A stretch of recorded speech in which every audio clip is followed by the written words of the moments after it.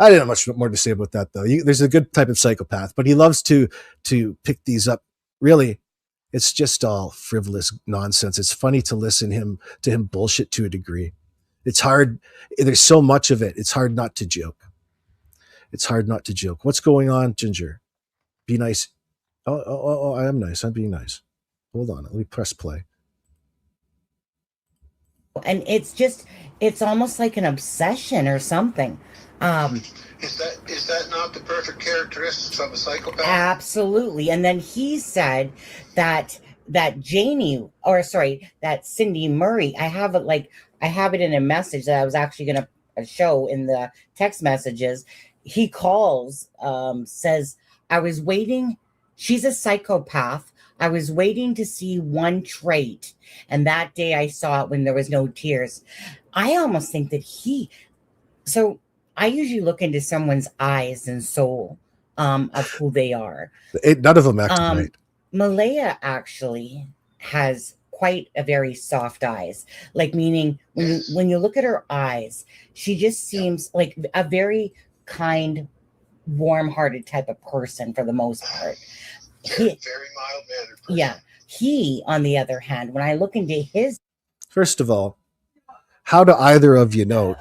Sunny can't speak on it because she's never met her. So you have no place to speak on somebody when you look into their eyes. You can see it through what you saw briefly, like everybody else has. I don't disagree with her, but talk about going a bit far. He went a bit far too, because Derwood, how exactly do you know Malaya, and how long have you known her again? Isn't that kind of a real question? And here you are speaking on the type of person that she is. There you go again, Derwood. You're giving yourself away. He didn't want to get involved. Yep, don't even know the kids, never met them, but you love them. Don't know Malaya. Yet you can speak on the type of person she is. No, you can't. But he wants to so badly, because how would he be in the know? How would he be in the know about all of that? Through Patty, perhaps? It's hard to say. We don't know. I don't know yet. Threw under the bus. Guys, I almost feel like I'm talking to the devil, to be honest with you. But somebody that is so good at portraying to be something that they actually kind of fool people, because, in a sense, with him. But when I look into his eyes, I don't trust him at all. But I want to. But when I look at his eyes, it's like it's not one of those people that I go, this is a nice guy. I think Sonny's just a good actor or actress in the sense. So he believes his own lies. He believes his own shit. And all his messages we're talking about are in accordance with some. The career I foresee for Sonny in that sense is, do you know, those lines that you have, those 1-800 lines that you put at the bottom of your business cards, or in the small print where people can call for complaints. So if you have a complaint against any of my products and you need to come and vent, it goes to this 1-800 number, and you go and get to call and talk to Sonny. And Sonny will be just as nice as can be for as long as it takes. Do whatever you need to do in that sense. I think she'd have a good future in something like that, no doubt. She's been in customer service for 30 years, eh? Yeah, I don't know if that's customer service. This is a bit more hands-on in that sense. Sometimes, I shouldn't say. Okay. Derwood is the customer, and he's getting served now. So Derwood. I don't think Derwood was overly concerned that any of this came out, but it doesn't get past. It doesn't mean disregard it. It means pay attention to it in that sense, because of Derwood's use of lying in real time, and it's just a glimpse from the past. Never heard until really in the last couple of days. It might be out somewhere else. I don't think so. But we're going through it, so many of you aren't going to have heard it. But Derwood here,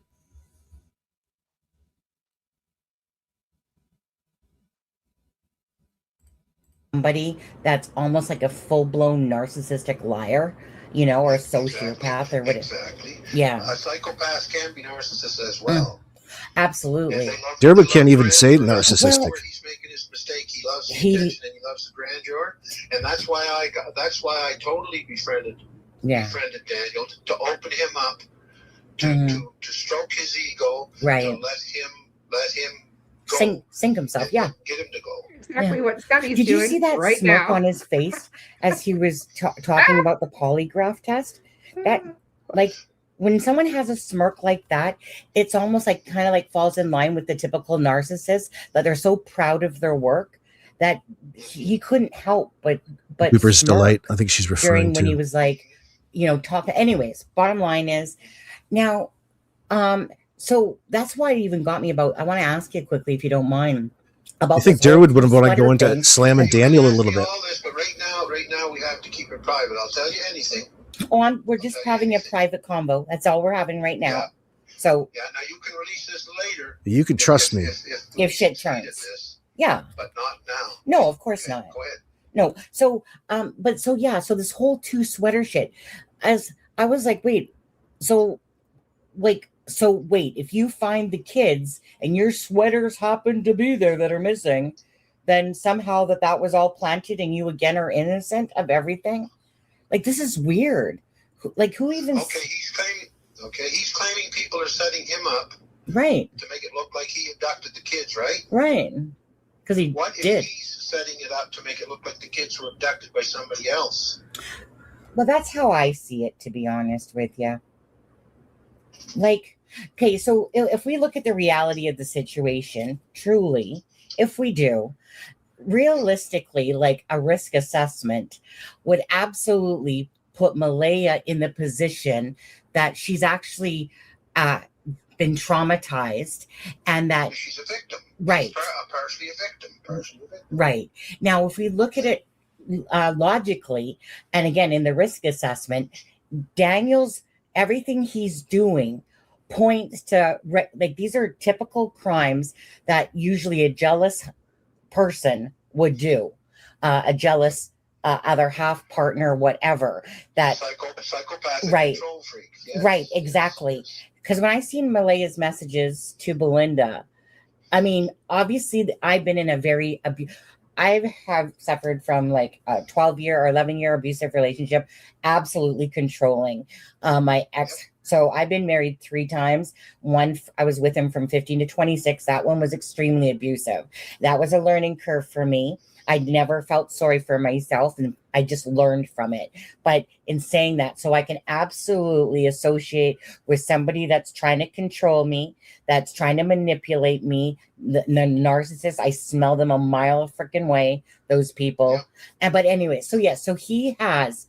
So if we look at it like realistically, the chances that these kids have been hidden and can't be found is more to the far stretch side. It is. Versus a person that's controlling psychopath that took out the lives of Jack and Lily because they were interfering in the relationship or something. Again, just trying to have full control, meaning that's a typical scenario that happens all the time. And he falls in that line of it. Keep help away from Malaya. Well, look what Malaya said in those messages, right? I mean, that he didn't want her to do this. And again, that's just a control freak. So if that's the situation, the chances are that this is a Daniel involvement versus a hidden by Malaya involvement. But and think about this for me. Okay, the scenario on the side of the road that Daniel told me. Right. And I tried to confirm it, but the only people who were there was Janie, Daniel, right, and Malaya. Yeah.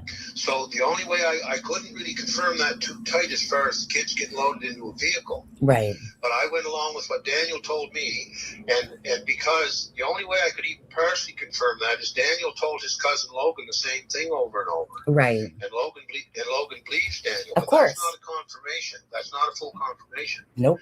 Now, what would happen if the other scenario on that? What would we say, or what would happen if Malaya went out on the side of the road, the kids were already gone.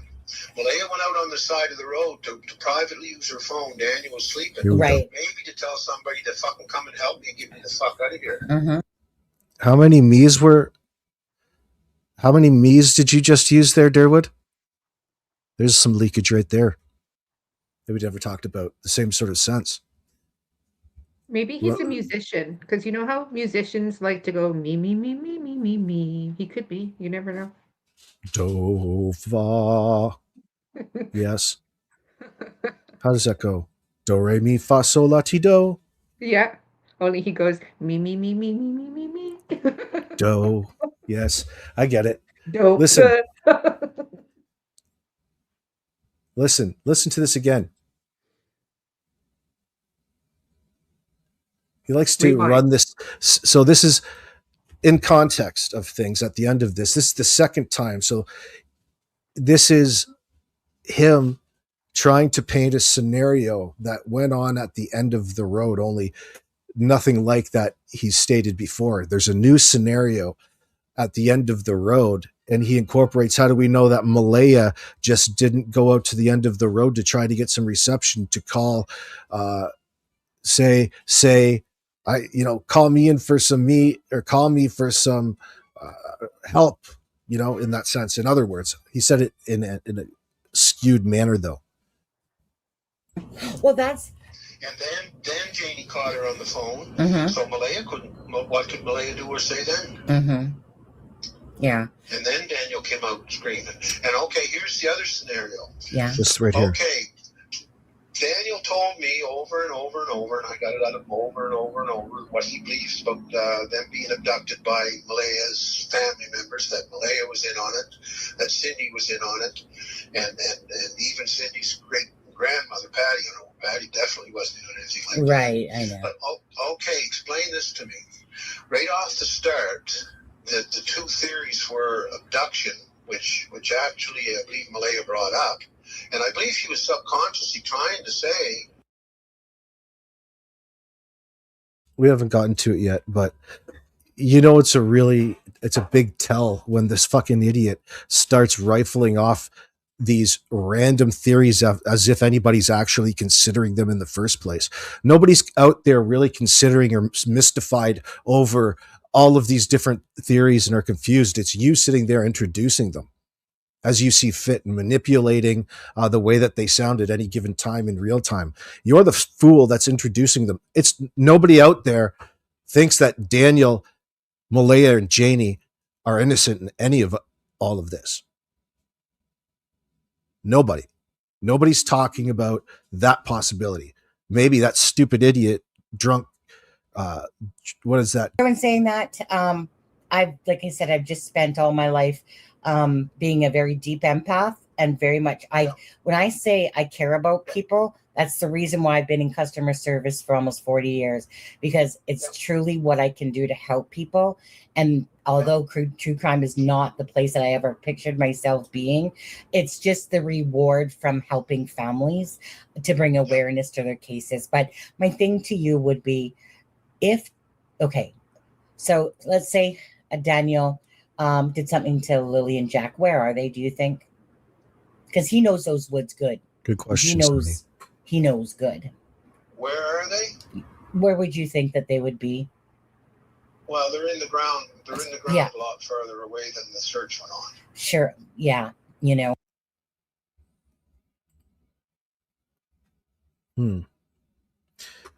Make a mental note of that. That's about the only thing I agree that's come out of his mouth, pretty much. Or it could be the exact opposite, but he certainly acknowledged it. See, that's why I love that question when detectives ask that. Yeah. And that's where, because Daniel's not a dumbass. No, like he's just stupid enough to think he's smart. yes. But he is mildly Greg, the smart. irony He's is mildly unbelievable. intelligent. You know, He's no fucking genius, but he's mildly intelligent. like he would And I'm probably. no genius. Yeah, I'm only mildly intelligent myself, so I know. Well, what he is. he would probably know to leave his cell phone at home, right? I mean, if somebody watches enough true crime or has any two brains what about them, they would know that you do not take your tracking device with you unless And there's. by the way, the cops are still on him heavy. Oh, yes. Yes. And I believe the cops are on the same premise I got Yes. on. I believe the cops know he did it. Yep. But they need the bodies or Yep. the kids to lay charges. Yep. You can't charge a guy with murder until you have a body. Yeah. That's why they gave him guarantee you, Darren. That's why they gave him a phone. That's not. This is it. You couldn't be any more wrong, Darren. That's just what you hope. That's him fantasizing. That's your hope in all of this. No body prosecutions. We already covered this over on my channel much earlier, but we talk about it all the time. And look at what and how they did it with Adam Montgomery and Harmony Montgomery, Trezell and Jacqueline West. No bodies. Exact same scenario. Yeah. Look at what they're doing with Michael Vaughn in Fruitland, Idaho. Yeah. Another similar situation. Well, there's 3 that I can think of, Derwood. So you're going to be tested in that one, you little bitch. Not normal that they hand you a phone when they take yours. Usually, most times, you have to actually, wait till you get your phone back. We see this in. That's interesting. I never knew that happened. Yeah, they gave him a phone to use, right? So I'm thinking that they gave him a phone right away, just to fucking, again, if he wants to hang himself, hang himself. I don't think he's stupid enough to do that. But another thing I'm getting, and I got to watch for. I think along the line at times over the last couple of days, Dan. No, Cool J, you can disagree all you want, but you'd be wrong in that situation. It's too early to be saying for sure, but they're not holding out for bodies from proceeding with building a case against those who are responsible and looking after children. Okay? That's a no-brainer. I'm going to say as well that if the RCMP have what he's going to say next on a recording from the phone that they gave Daniel, I'm going to say that they don't either. But we're going to play it once, aren't we, AB? And then we're going to play it over when we find it. Yeah. But that's not to say that they're not holding out with all of the information that they have, holding out confident that they can get the locations of them or get that information. But it's not important before they proceed with anything. Not at all. And especially when it comes to children. Because there's never any question that a parent is supposed to be responsible of the safety of their children in that sense. Anyway, no need to go on, my friend. To use, right? So I'm thinking that they gave him a phone right away, just to fucking, again, if he wants to hang himself, hang himself. I don't think he's stupid enough to do that. But another thing I'm getting. Here we go. And I got to watch for. I think along the line at times over the last couple of days, Daniel is almost thinking of trying to frame me into this. I think he's trying to make it look like I was the guy that picked the kids up at the side of the road. Shannon? Do we need to play that again? I feel like we need to rewind that and play it. Do you have anything to say about that? Well, I think that was just a bomb drop, in my opinion. That when I heard this tape, when I heard this for the first time, out of this whole video, that was when I said his balls just dropped there when he heard about that phone, and he is now trying to figure out how he's going to cover for the fact that he may have talked to Daniel about being in that vehicle at the end of the driveway. That's what comes to my mind. He's getting the sense there's through, he's communicating that while talking to Daniel about this, so you know where it's coming from. It's a conversation apparently between those two. And what's on your mind? The fact that he's going to be framing you to people. You mean, is it, I wonder if it's framing him or talking or ratting on him in that sense. Yeah. It looked like I was the guy that picked the kids up at the side of the road. You're worried about that because that story is just so solid. No, it's becoming a lot more plausible in that sense. You're like, well, the children had to have made it off that property at some point in time. should they have made it home. And we're confident that they did make it home on Thursday night. I'm pretty confident in that, even though the last time that they were seen were at the Dollarama at 2:00. They went home by 3:37, and then their timelines are so mismatched and consistent. Nobody wants to be accountable for any hour of the following 8 hours until midnight. And then they want you to think that they were all sleeping. And then it came out that Daniel checked on the kids at midnight, flipped the light on, blasted them with light. You know, the RCMP have a big problem with that timeline as well. And that problem just isn't going to go away. Right? They're not stumped. Okay. When there's no information like that, Daniel, the legal system, law enforcement don't get stumped and say, they start building a case against you.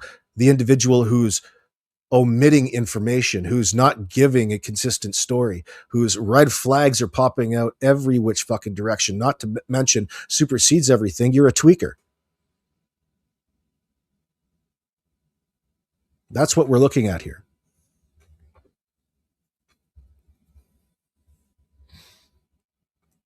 Actually, to answer that, they do. You can go and check out I've got a link here on Google Earth. You can go and check out and see. I've got all of the water bodies marked within 30 kilometers, right around there, about an hour drive out from that particular place on Gairloch Road. Forgot the number. I'll share that link right now. Yeah, hopefully, share that link. And I'd like Damien to get that. Daniel is almost thinking of trying to frame me into this.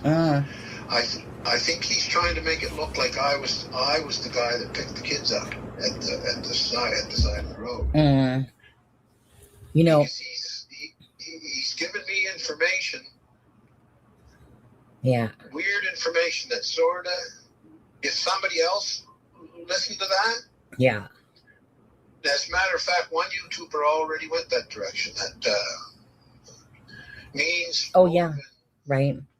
I mean, it's a private chat right now. That literally said right on her program that she was calling the cops because she was sure I had something to do with it. And I'm sure she even wrote in a comment that I was probably the driver. You know.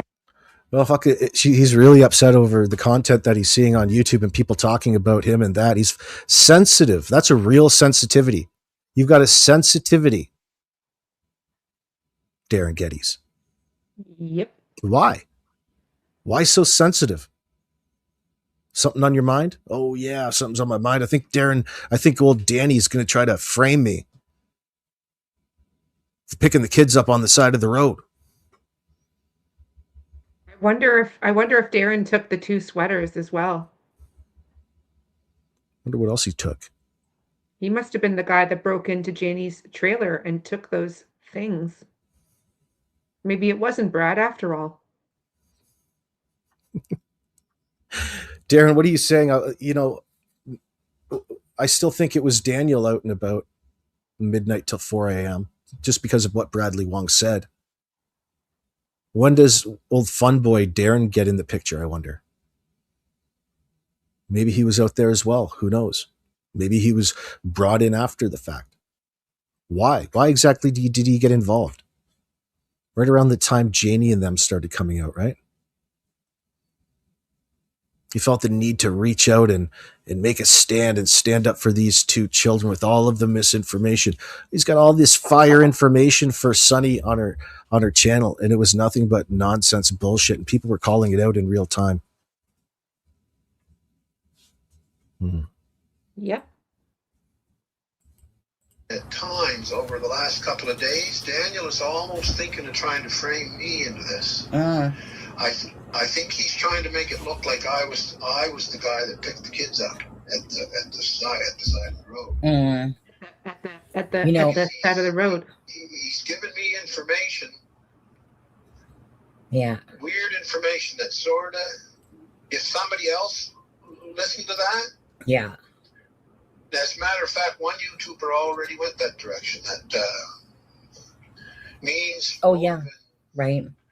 I mean, she literally blamed me. She literally said right on her program that she was calling the cops because she was sure I had something to do with it. And I'm sure she even wrote in a comment that I was probably the driver. You know, but trust me when I say that those Fruit Loops live. There are a ton of those people. But in saying that, Darren, when we did that live after Daniel said that Charmaine could share messages, right? Well, there wasn't really anything that was good said about Malaya, but Charmaine's like, well, he said I could share, so I'm going to share what I think is whatever. Now, she did rush it, however, granted, when we first put them out, because I'm usually the one that does the work on the live and cut and crop and do whatever. But anyways, she totally believes, and I wouldn't doubt it if this was true, because it was right after somebody pretending to be Daniel was saying that those messages were fake. It's almost like he had someone go out there and say that those messages were fake. I get where you're going. And do you know that right before she blamed me, she put on her post or video the interview with Belinda Gray, Sullivan's mother. Yeah. And she was blaming that before she blamed me. She was saying, "Oh, there's something wrong with this woman. She's involved in this." She blamed her, then she blamed the son, and then she blamed me right after that. Mm-hmm. And my woman and I were watching her. My woman was getting a little violent. She was saying, "Boy, oh boy, I think I'd like to get this by the throat." She was real nutball. Oh. See all of the implied threats that he's coming with all of the time, talking about these distance threats of violence. Oh, my woman here, she was all worked up. She was so worked up. She was wanting to grab that woman by the throat. Darren, your old ladies are off again. It's probably Janie, but we don't believe you. That was you're speaking through her in that sense. What's bothering you about what some rando is saying at any point in time? It's a definite sensitivity. It's genuine. Yeah, it definitely is. And that was one of the reasons why I liked doing the tarot thing, because I also follow everyone who covers this channel. And I caught him in a tarot chat one time that was featuring Jack and Lily. And he was in there asking questions and trying to get almost like another angle to go by, in my opinion. And so that's where I thought it'd be funny to do a tarot reading on him.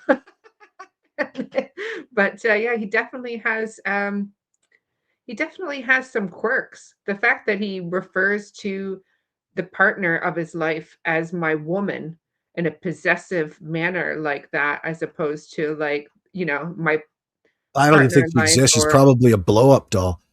Yeah, maybe. I don't think she actually exists. It's just him. Oh, my woman was all pissed off. Mine too. 5 of my whole harem of ladies are pissed off right here, sitting right beside me. You just can't see them off camera. Get the fuck out of here. Derwood, you're a creeper, dude. We've got the word on the street. That's going to be my favorite little messages coming in.